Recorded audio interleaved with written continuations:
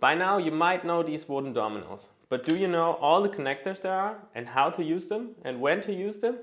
Now when I first opened up the Sustainer with all the connectors, I was pretty overwhelmed. So many pieces, so many possibilities, and it looks complicated. But actually it is fairly easy. In this video I want to share all my tips and tricks on the connectors and get you started easily. I'm Fabi from Bau-Woodworks, and now let's have a look at all the different connectors. Now this is the most common connector with domino holes on both sides and a drilled hole for this little nut. Now on one side you have this little bracket, the pin, and the pin actually gets threaded into this bracket. And when it gets threaded in, this little wedge gets pulled up and the brackets spread out and they really lock it tight into the domino hole. On the other side you have this little nut that goes into a hole and then this plastic bracket that goes around the nut and secures it. These two pieces then get together and then you screw this one tight. When you close this set screw, here it rides into this little hole. And by riding it down into the center, it actually pushes the two work pieces together. This connector is meant for butt joints. Now the second connector is actually pretty similar. It looks like this. And on this side you don't have a domino hole, but you simply screw this into a 5mm hole, for example in the LR32 system. The other two connectors are when you have a panel and you want to have a shelf, for example, on each side, just like this.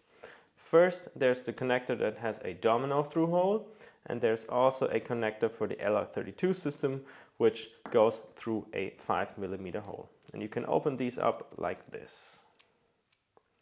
So they actually connect three pieces together. All the connectors for the DF500 work with the 8mm cutter in the domino.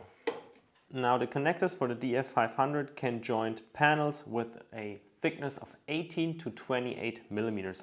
So if you need thicker than that, you have to go to the DF700. Now let's start with the simplest connector, this one with the domino hole on both sides, and let's see it in action. Now I want to build this little cabinet, and to joint it I will use two corner connectors at each joint. Now on this side you have to drill 15mm deep and on this side 28mm. These are the only two measurements that you have to keep in mind.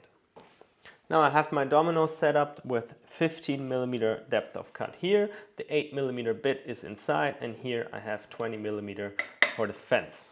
I've set up my workpiece here, and now I will make the domino holes here and here. With my domino I will use this little spring mechanism to get the machine registered at each edge. One thing I forgot to mention is that here on the slot width setting you go with the narrow setting for all the connectors.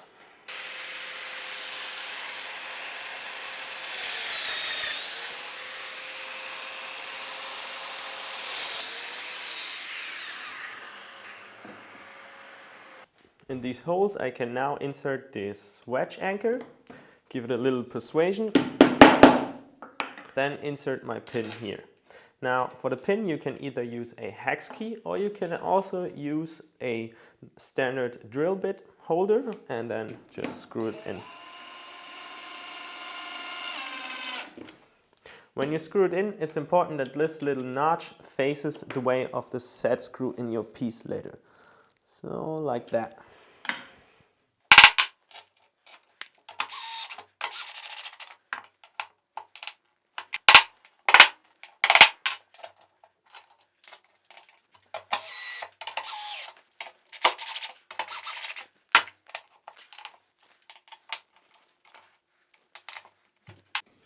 Now for the top and bottom of my cabinet, I now change my depth setting to 28mm, and then I can make the cuts.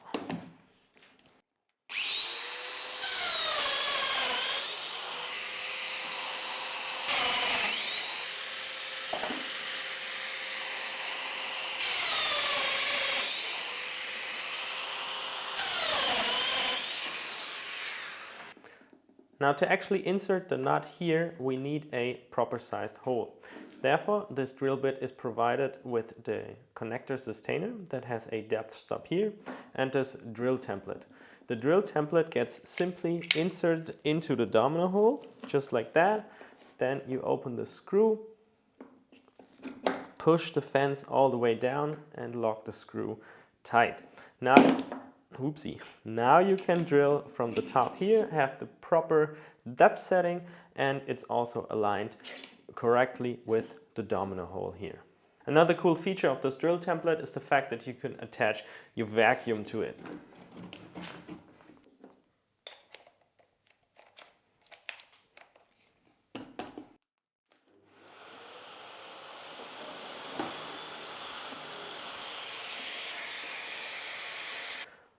There's the hole. Now we can insert the nut here. We have to watch that this little hole faces the domino hole straight away like this. And then we can insert this little nylon piece from the front. Now make sure it's at least flush or a little bit below the surface so it really sits tight later in the cabinet. Now I can assemble my little cabinet. Let's see if it all fits.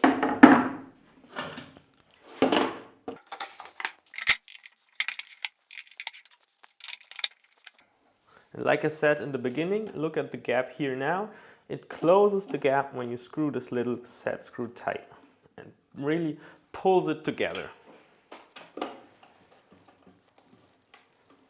If you don't like the look of the screw head here, there are also these little caps that come in different colors, but I don't think they're that pretty, but you can put them on top so the screw is hidden in your cabinet. Alright, and then we have a cabinet, so it goes pretty fast actually. Everything is flush here, so that's nice too. That's the corner connector, and you can also use the corner connector to add shelves as you like inside your cabinet. But here in Europe the L32 system is pretty common, and pretty much in every cabinet you have already existing holes inside of the cabinet. Now if you need to add a shelf later on, you can simply use the corner connector that screws into a hole here. These holes are 5 millimeters, and then you can add a shelf. Granted, this only is possible when you can disassemble the cabinet and open up, so you can add the shelf here. Now let's have a look at the panel connector. The panel connector looks like this. Instead of a 15 millimeter hole here, you now have a through domino hole, as you can see here. With the panel connector, you can connect 2 panels to 1 upright, just like that. You simply feed the connector through, then thread it in, and then make sure both notches of these little pins look upwards, just like that. Then you can insert the panels here.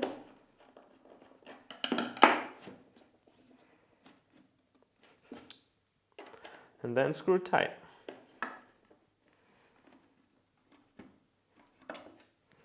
As simple as that.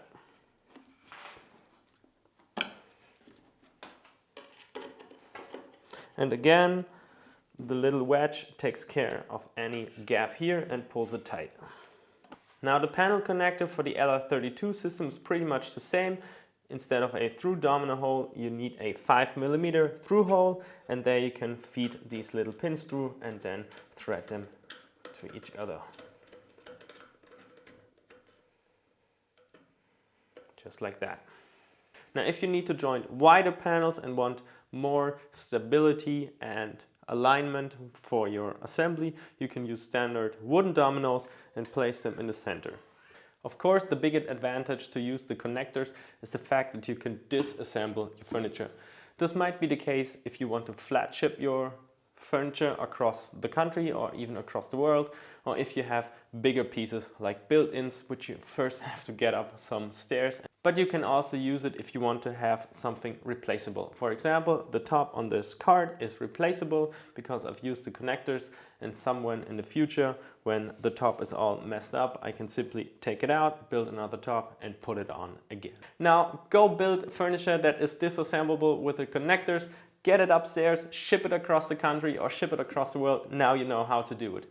Let me know in the comments if I missed anything or you have more questions on the connectors. And if you're new to the channel, make sure you subscribe to my channel and also hit that bell notification so you won't miss a new video. In the meantime, I will leave you the link for the Sustainer card MFT table video up here. Now, see you in the next video.